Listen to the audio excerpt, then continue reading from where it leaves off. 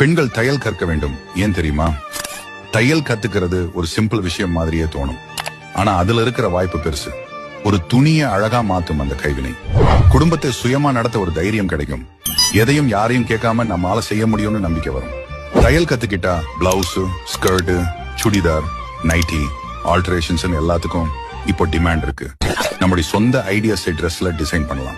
Fashion சொல்லக்கூடிய தையல் தான் இப்போ ட்ரெண்ட். நம்ம சின்ன ட்ரீமை பெரிய ரியாலிட்டியா மாத்திடும் ஒரு வழி இது. ஒரு துணியை கையில எடுத்துட்டு அதை புது லுக்ல மாற்றும் போது வரும் சந்தோஷம் பிரைஸ்லெஸ். நம்ம கையால பண்றது கலை மட்டும் இல்ல, உயிரோட கூடிய உழைப்பு. அதை பாராட்டுறவங்களும் நம்ம மத்தியில நம்ம நாமே கண்டுபிடிக்கிறோம். பெண்கள் தையல் கற்க வேண்டும். ஏன் தெரியுமா? தையல் கத்துக்கிறது ஒரு சிம்பிள் விஷயம் மாதிரியே தோணும். ஆனா அதுல இருக்கிற வாய்ப்பு பெருசு.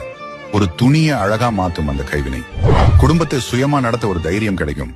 எதையும் யாரையும் கேட்காம நம்மால செய்ய முடியும்னு நம்பிக்கை வரும். தையல் கத்துக்கிட்டா பிளவுஸ், ஸ்கர்ட்